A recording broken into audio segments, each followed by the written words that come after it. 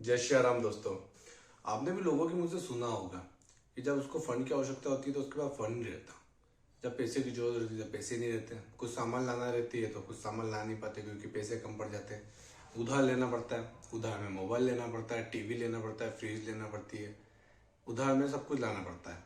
पर जब जरूरत पड़ती है तब पैसे नहीं रहते या हेल्थ इश्यू हो जाती है तो उधार लेना पड़ता है अपने करीबी या बैंक से। ऐसी प्रॉब्लम आपने भी कभी फेस की होगी। तो ऐसा क्यों होता है, कभी सोचा आपने इसके बारे में? ऐसा इसलिए होता है क्योंकि आपका मनी मैनेजमेंट गलत है। अगर आप पैसे जो आपकी सैलरी आ रही है, जो इनकम आ रही है, उनको आप मैनेज करोगे प्रॉपर रूप से तो आपकी ये समस्या कभी नहीं आएगी।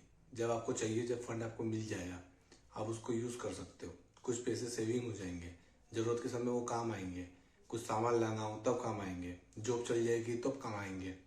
इन सब चीज़ों के समय या कोई व्यक्ति, घर का कोई व्यक्ति अगर बीमार हो जाता है या उस हॉस्पिटल में उसके लिए पेमेंट चाहिए रहता है या कुछ सामान लाने के लिए पेमेंट चाहिए रहता है तो आपके पास रहेगा। या आप किसी की मदद भी कर सकते हो। जब कोई आपका करीबी व्यक्ति आपसे पेमेंट को लोन उधार मांगेगा तो आप उसको कुछ पैसे दे सकोगे क्योंकि आपके पास सेविंग है, क्योंकि आपने मनी को मैनेज कर रखा है प्रॉपर रूप से। आपकी सैलरी और आपकी इनकम को प्रॉपर रूप से मैनेज करके आप चल रहे हो तो आप इस चक्कर से नहीं फंसोगे। और आज अपन इस वीडियो में मनी मैनेजमेंट के बारे में बात करेंगे। इसके 10 रूल के बारे में बात करेंगे कि क्या रूल होते हैं, किन किन बातों का ध्यान रखना चाहिए। अगर जब आपको सैलरी और ये आते हैं तो किन किन बातों का ध्यान रखना चाहिए, आज उस टॉपिक पे बात करेंगे अपन। मनी मैनेजमेंट के 10 रूल, चलिए समझते हैं। रूल नंबर 1, अपनी इच्छाओं का गला नहीं घोटना। आपके जो मन में इच्छा है उसको पूरी करने की पूरी कोशिश करना। अगर इच्छा को पूरी करने के लिए अगर आपके पास पैसे की कमी हो तो सबसे पहले प्लानिंग करें कि किस तरीके से उस इच्छा को पूरा किया जा सकता है। अगर पैसे की कमी आ रही है तो हार्ड वर्क करके ऐसा क्या क्या काम करें जिससे आपका पेमेंट इंक्रीज हो और आप उस इच्छा को पूरा कर सके, उसकी प्लानिंग करना चाहिए और उस काम को करना चाहिए। क्योंकि इससे आपको दो फायदे होंगे।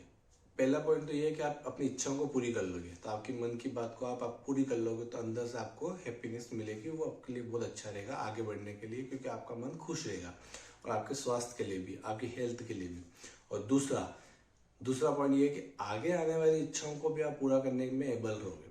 अगर आपने पहली इच्छाओं को पूरी कर ली ना तो आगे आपके मन में जो इच्छा आएगी, आपकी फैमिली के मन में जो इच्छा होगी उसको पूरी करोगे, उससे भी आपको बहुत खुशी मिलेगी। अगर आप आपकी इस पहली इच्छा को मारते हो तो आप आगे आने वाली इच्छाओं को भी नहीं कभी पूरी कर पाओगे, जिससे आपका मन उदास रहेगा, आपको हेल्थ इश्यू भी हो सकती है और उससे आपको प्रॉब्लम भी होगी।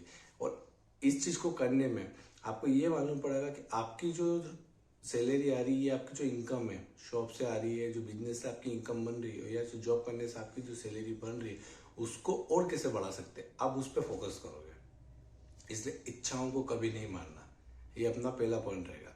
और सबसे मेन पॉइंट यही है कि अपनी इच्छाओं को कभी मत मारना। सेकंड पॉइंट की बात करते हैं। सेकंड पॉइंट ये है कि आपको मंथली कितने रुपए चाहिए, आपकी मंथली सैलरी क्या होनी चाहिए, आपकी रोज की जिंदगी को के लिए आपको कितने रुपए चाहिए, आप आपकी बेहतर लाइफ के लिए कितने रुपए आपको चाहिए, यह आपको पता होना बहुत जरूरी है। जब तक आपको मंथली इनकम के बारे में पता नहीं चलेगा, जब तक आप ना सेविंग कर पाओगे और ना कुछ कर पाओगे। अगर आपको मालूम पड़ जाएगा कि भैया मेरे 50,000 रुपये मेरे मंथली इनकम लगते हैं, जिसमें मेरे बच्चों की फीस भी आ जाती है, जिसमें मेरा ट्रांसपोर्ट का, गाड़ी का, पेट्रोल का, इनका खर्चा भी लगता है, जिसमें खाना पीना, रोज का लाइट बिल, ये वो सब मिला जुला के मेरे को 50,000 रुपये अगर मेरे को लग रहे हैं तो आपको 50,000 से ज़्यादा कमाना है, उसके ऊपर फोकस करना चाहिए। अगर आप 50,000 से ज़्यादा कमाते हैं तो ठीक है, अगर आप 50,000 से ज़्यादा नहीं कमाते तो फिर आपको उस चीज़ पे फोकस करना पड़ेगा कि अपनी सैलरी को कैसे बढ़ाए, अपनी इनकम को कैसे बढ़ाए। अगर उसके लिए आपको ज़्यादा मेहनत करनी पड़े तो उसको मेहनत करना पड़ेगा, क्योंकि आपको अगर जब आपकी डेली लाइफ अगर मेंटेन रहेगी और वो एस्टेब्लिश रहेगी तो ही आप आगे जाके सेविंग कर पाओगे और कुछ पैसे को बचा पाओगे। इसलिए आपको मंथली आपको कितने रुपए चाहिए, आपको कितने रुपए कमाना है आपकी ज़रूरत के हिसाब से, ये आपको जानना सबसे ज़्यादा ज़रूरी है। इसलिए सबसे पहले इस बात का ध्यान रखें कि आपको महीने के कितने रुपए कमाने हैं। और अगर आप कमा लेते हो तो ठीक है, नहीं कमा पाते हो तो ज़्यादा मेहनत करो और उसकी कोशिश करो कि उस जो आपका टारगेट है मंथली इनकम का, उसको आप टच कर सको और उससे आगे बढ़ सको, तो आपके आगे जाके सेविंग के भी चांसेस बनेंगे। ये अपना सेकंड पॉइंट है। अपन तीसरे पॉइंट की बात करेंगे, इमरजेंसी फंड। इमरजेंसी फंड उसको कहते हैं कि जब आपकी जॉब चल जाए या आपकी इनकम रुक जाए या किसी प्रकार की घर में बीमारी आ जाए या किसी व्यक्ति को अपने घर का व्यक्ति बीमार हो जाए, तब अपने को जिस फंड की आवश्यकता होती है उसको इमरजेंसी फंड कहा जाता है। ये फंड अपनी मुसीबत में काम आता है। जब अपन प्रॉब्लम में हो तो उससे बाहर निकलने में इस फंड की बहुत मदद रहती है। इसलिए इमरजेंसी फंड होना और उसके लिए अपनी सैलरी में से पैसे निकाल के बचाना या अपने इनकम में से उस पैसे को निकालना बहुत जरूरी है। इमरजेंसी फंड को 3 भाग में बांटा गया है। पहला भाग तो ये रहता है फिक्स डिपॉजिट, जिसको आप एफडी कहते हैं। दूसरा उसको कहा जाता है लाइफ इंश्योरेंस, जो आपकी जीवन बीमा रहता है। और तीसरा रहता है हेल्थ इंश्योरेंस। इन तीनों को अपन समझते हैं। F1 एफडी फिक्स डिपॉजिट, ये क्या होता है? ये बैंक के द्वारा होता है। अपन जो पैसा अपन सेविंग अकाउंट में जमा कराते हैं, उससे बैंक अपन से पूछती है कि आपको इसको एफडी बनानी क्या है, जिसमें अपने को ब्याज ज़्यादा मिलता है। और वो लिक्विड अमाउंट रहता है, आप कभी भी उसको तोड़ सकते हो और उसका यूज़ कर सकते हो। उसको एफडी बोला जाता है। आप उसको कभी भी तोड़ सकते हो और इमरजेंसी में आप उसका यूज़ कर सकते हो। अब एफडी कितनी होनी चाहिए? आपकी 12 महीने की सैलरी, जिससे कभी आपकी जॉब भी चल जाए या कभी आपकी इनकम में कम हो जाए या आपको कभी आपके घर में कोई व्यक्ति अगर बीमार हो जाए तो आप उसका यूज़ कर सकते हो। 12 महीने की सैलरी कम से कम होनी ही चाहिए। 12 महीने की सैलरी या 24 महीने की सैलरी इतनी होना बहुत ज़रूरी है, जिससे आपकी डेली लाइफ बिगड़ेगी नहीं। कभी आप मुसीबत में फंस भी गए हो तो आप उससे निकल सकते हो, कुछ कर सकते हो। आपको 1-2 साल का समय मिलता है उससे निकलने का, और ये समय इतना काफ़ी रहता है किसी चीज़ से उभरने के लिए, क्योंकि लाइफ एक जैसी रहती नहीं है। ऊपर नीचे चलती रहती है। उतार चढ़ाव तो लाइफ के अंदर रहता है, एक जैसी लाइफ तो रहती नहीं है। इसलिए इस चीज़ से उभरने के लिए आपकी एक इमरजेंसी फंड होगा तो आप उसका यूज़ कर सकते हो। उसमें पहला है एफडी, जो बहुत जरूरत है, जिससे 12। सेकंड पॉइंट है लाइफ इंश्योरेंस। लाइफ इंश्योरेंस किसको कहते हैं? जीवन बीमा। मतलब ये क्या होता है? जीवन बीमा उसको कहते हैं, इमेजिन करो आपके घर में कोई व्यक्ति, कमाने वाला एक ही व्यक्ति है और खाने वाले ज़्यादा लोग हैं। तो अगर आप सोचो वो बीमार हो जाए, वो व्यक्ति जो कमाता है, तो फिर घर कैसा चलेगा? घर में प्रॉब्लम आएगी, स्ट्रगल आएंगे, बिल्कुल। पर एक समय बाद वो ठीक हो जाएगा। पर अगर वो व्यक्ति मर ही जाए, शांति हो जाए, उसकी डेथ हो जाए, तो फिर सोचो क्या होगा? फिर तो वो ठीक नहीं हो सकता ना, फिर तो तकलीफ आएगी ना। और कमाने वाला वही था, तो फिर क्या होगा? घर में तनाव आएंगे, बच्चे अच्छे से स्कूल नहीं जा पाएंगे, राशन की समस्या बढ़ेगी, जीवन जीने में बहुत समस्या आएगी। तो जीवन बीमा उसको कहते हैं, जो व्यक्ति कमाता है ना, आप उसकी जीवन बीमा करा दोगे तो उससे क्या होगा कि वो व्यक्ति अगर शांत हो जाता है, किसी कारणवश, किसी दुर्घटनावश अगर वो व्यक्ति शांत हो जाता है, तो आपके परिवार को एक इतना अमाउंट मिलेगा जिससे वो अपनी आगे वाली आने वाली ज़िंदगी को अच्छे से जी सकेंगे, अच्छे से रह पाएंगे। कम से कम मतलब जैसे आप मान लो 5 साल के 5 लाख रुपए कमाते हो, तो आपको 1 करोड़ से 1.5 करोड़ का जीवन बीमा लेना चाहिए, जिससे आपकी फैमिली को आने वाले समय में अच्छे पैसे मिल जाए, जिससे वो अपनी ज़िंदगी जी सके आपके जाने के बाद।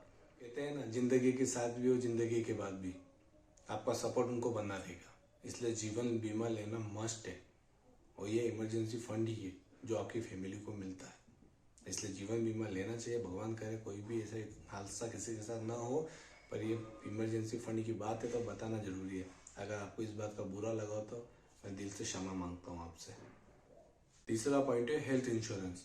ये बहुत जरूरी है। अब आप बोलोगे लाइफ इंश्योरेंस भी जरूरी था, आप तो ऐसा कह रहे थे, और ये भी जरूरी है। इन तीनों को इमरजेंसी फंड में इसलिए रखा गया है क्योंकि मुसीबत के समय यही काम आते हैं। एफडी रहेगी तो मुसीबत में काम आएगी। अगर आपकी लाइफ इंश्योरेंस रहेगा तो उसका मतलब मैंने आपको बता ही दिया है कि अगर आपके परिवार में जो व्यक्ति कमाता है, अगर उसका किसी दुर्घटनावश अगर मौत हो जाती है तो आपको पेमेंट मिल जाएगा, जिससे आप आपकी ज़िंदगी जी सकते हो।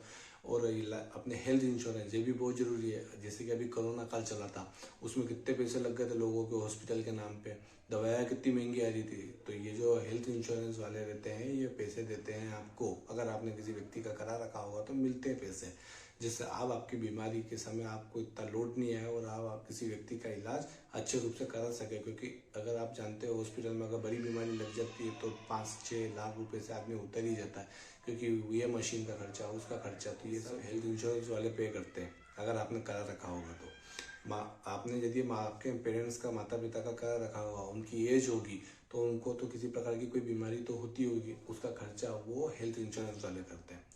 पर इस चीज़ का ध्यान रखना बहुत ज़रूरी है। हेल्थ इंश्योरेंस आपने अगर आपके माता पिता का करा रखा है तो उनके साथ आपका मत कराना। अब आप बोलोगे क्यों? उनके साथ आपका इसलिए मत कराना क्योंकि अगर आपने उनके साथ करा दिया तो उनका बीमा उनकी एज के हिसाब से उनका जो हेल्थ इंश्योरेंस होगा वो थोड़ा महंगा होगा, उसकी जो किस्त होगी वो महंगी होगी। अगर आप उसके साथ आपका खुद का करा दोगे तो आपकी किस्त भी ज़्यादा हो जाएगी बिना रीज़न के। इसलिए उनका अलग रखना और आपका अलग रखना, इस पॉइंट का बिल्कुल ध्यान रखना। उनका अलग रखना क्योंकि उनकी किस्तें ज़्यादा रहेगी वही चीज़ की, जिस चीज़ का आपने कराया ना उसी चीज़ का। और आप अगर उसको आपके नाम से और आपका करोगे तो आपके एज के हिसाब से उसकी किस्तें अलग रहेगी। इन चीज़ों का अलग रखना, लोग गलती कर देते हैं, कंबाइन करा देते हैं। कंबाइन नहीं कराना चाहिए वरना किस्तें लंबी हो जाती है और बड़ी हो जाती है और ज़्यादा पेमेंट देना पड़ता है। इस चीज़ का बिल्कुल ध्यान रखना। पर हेल्थ इंश्योरेंस कराना बहुत ज़रूरी है क्योंकि ऐसे समय में आज की तारीख में तो वैसे इतने युद्ध हो रहे हैं कि कुछ ना कुछ बीमारी फैल ही रही है। कभी किसी कारणवश बीमार अगर आप हो जाओ तो आप कम से कम आपकी फैमिली वालों का आपका लोड नहीं रहेगा। आपका इलाज वो बहुत अच्छे रूप से करा पाएंगे, अच्छे हॉस्पिटल में करा पाएंगे। इसलिए हेल्थ इंश्योरेंस कराना बहुत ज़रूरी है। इसलिए इन तीनों पॉइंट को इमरजेंसी फंड में रखा गया है।